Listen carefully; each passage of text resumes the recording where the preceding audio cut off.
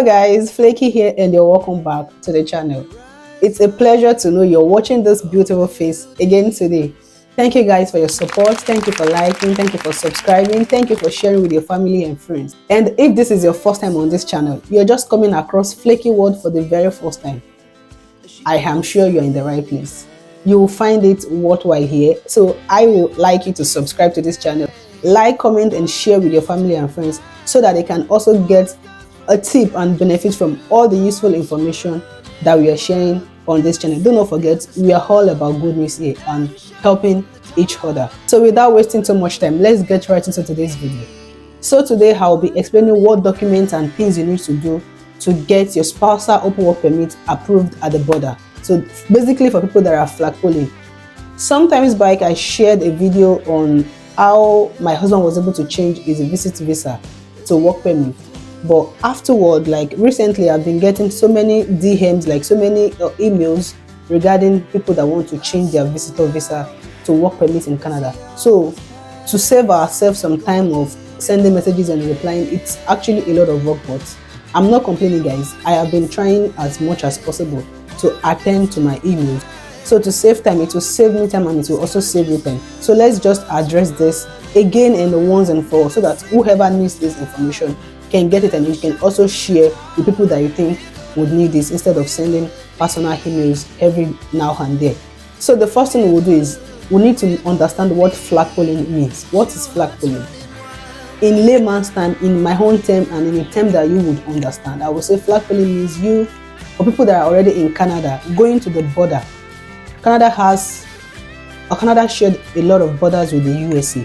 So going to the border, walking out of the Canadian border, walking out of the Canadian soil to the United States of America soil, then coming back into Canada. That is what basically flagpoling is about. So you walk out of the Canadian land, totally out. You've already gone out of Canada, then you walk back into Canada just by land. So it's the landed border. So by land, on your feet, you can get back into the Canadian border to get whatever documents you intend to get at the border. That is what flagpoling is about. So in this case, for visitors visa that want to change to spousal open work permit, SOWP, what are the things that you need? Aside from you applying for your visitor visa from Nigeria, you know that you need to get your proof of fund done. You need to attach your documents, landed properties, and everything that can prove your home ties to your home country while applying back in Nigeria or back in your home country. So these are some of the documents you need to provide. Provide documents like your statement of account. You need maybe 6 months. Yeah, 6 months is very, very okay for visitor visa. So you need statement of account for 6 months.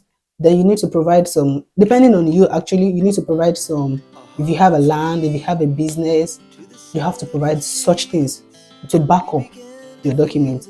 So every document that you know will back up your claim or your letter of explanation, you will need to attach it to your application. And also, aside from this common thing that people use in applying for visitor visa, for people that already have the intention of coming in to change their visitor visa to spousal open work permit, it is paramount and important that you have your medicals done back home. For people in Nigeria, medical costs around 46,000 or 45,000. It's within that range. It's less than 50k actually. I don't know what rate it is in your home country, but that is how much it costs in Nigeria. So you have to do your medicals before coming. This is because it will save you time, to save you cost. Since you already have it at the back of your mind, you already know why you're coming in. You already have it planned out that once you enter, you want to change your visitor visa to spousal open work permit. So it is important for you to do your medicals back home. One, because it's going to save you time. Secondly, because it's going to save you cost. Medicals back home is 46,000. In Canada, it's crazy. You can't even start comparing. Once you want to convert, you know the difference is really, really much. So it will save you time because without medicals, your application will be denied. Go to the border, provide everything, and you do not have a medical, definitely you will not be granted the spousal open work permit. It will be denied. So your medical is important. So it will save you time and it will save you cost. So that is number one thing you need to know. You're coming in as a visitor, but you have to have your medicals done because you have the intention of changing your visitor visa to spousal open work permit. So all that in your left hand so that you don't use it to hit. So what are the other documents that will be required upon landing in Canada? Remember, the other things you've done is while you're back home. So the moment you arrive, what are the documents that you need to provide to take to the border to get your Spousal Open Work Permit? The number one thing you need to know is that you need to provide 255 Canadian dollars. This can be either in cash, this can be on your debit or credit card, whatever means you want to pay. Just make sure you have that amount with you.